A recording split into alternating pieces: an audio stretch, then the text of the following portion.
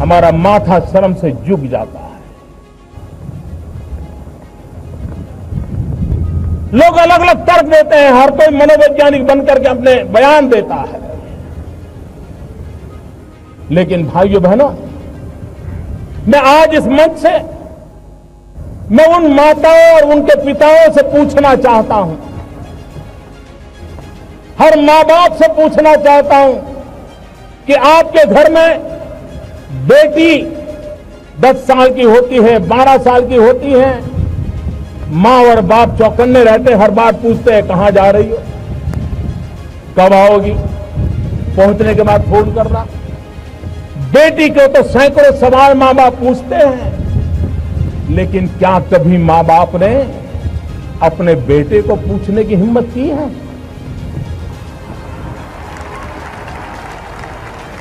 कहां जा रहे हो, क्यों जा रहे हो, कौन दोस्त है?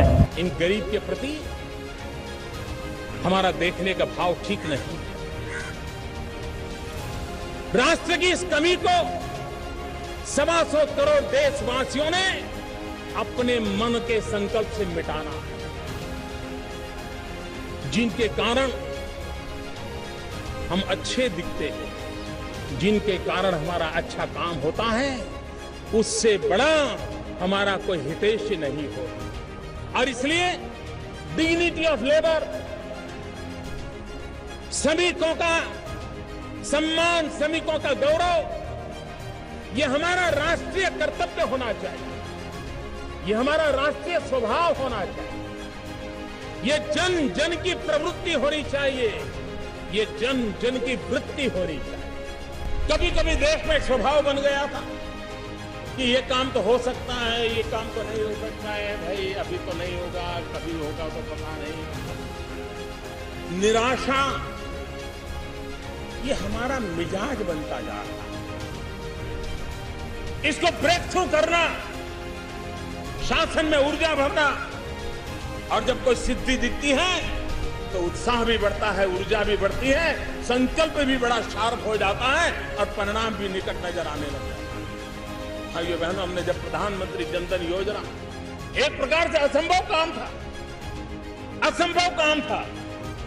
इतने सालों से बैंक थी, सरकारें थी, राष्ट्रीयकरण हो चुका था, लेकिन सामान्य व्यक्ति देश की अर्थव्यवस्था की मुख्य धारा का हिस्सा नहीं बन पाता।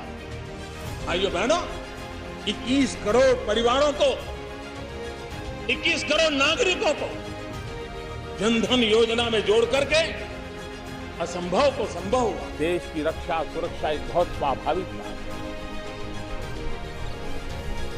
हमारा देश, हमारी सेनाएं, हमारे वीर पुरुष, हर यूनिफॉर्म फोर्सेस, कोई भी हो, सिर्फ आर्मी, एयरफोर्स, नेवी नहीं, सारे यूनिफॉर्म फोर्स, उन्होंने जब जब मौका आया है अपना कर्तव्य दिखाया, अपना सामर्थ्य दिखाया है।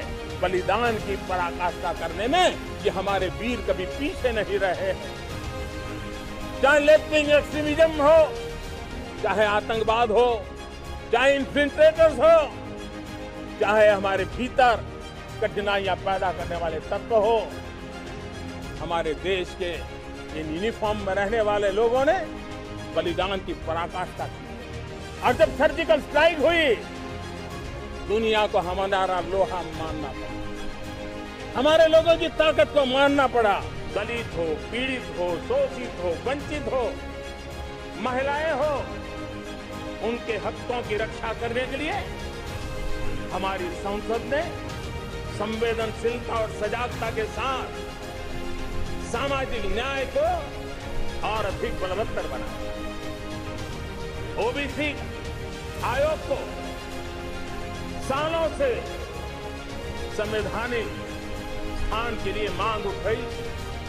इस बार संसद ने पिछड़े, अति पिछड़ों को उस आयोग संवैधानिक दर्जा देकर के, एक संवैधानिक व्यवस्था देकर के उनकी हकों की रक्षा करने का प्रयास।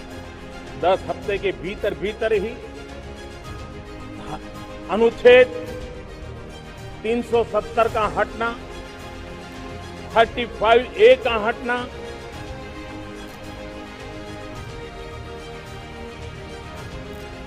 सरदार वल्लभ भाई पटेल के सपनों को साकार करने की दिशा में एक अहम कदम 10 सप्ताह के भीतर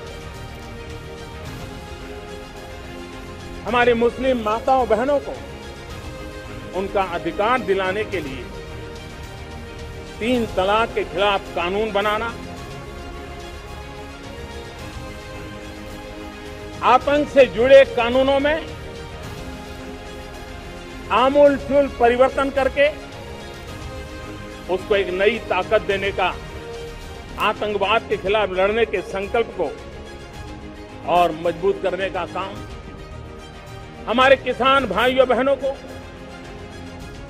प्रधानमंत्री सम्मान निधि के तहत 90,000 करोड़ रुपया किसानों के खाते में ट्रांसफर करने का एक महत्वपूर्ण काम आगे बढ़ा है। आजाद भारत की मानसिकता क्या होनी चाहिए? आजाद भारत की मानसिकता होनी चाहिए वोकल फॉर लोकल। हमारे जो स्थानीय उत्पाद है उसका हमने गौरवगान करना चाहिए। हम अपनी चीजों का गौरवगान नहीं करेंगे तो उसको अच्छा बनने का अवसर भी नहीं मिलेगा, उसकी हिम्मत नहीं बढ़ेगी। आइए हम मिलकर के संकल्प लें, आजादी के 75 साल के पर्व की ओर जब कदम रख रहे हैं तब वोकल फॉर लोकल का जीवन मंत्र बन जाए और हम मिलकर के भारत की इस ताकत को हम बढ़ावा दे दें।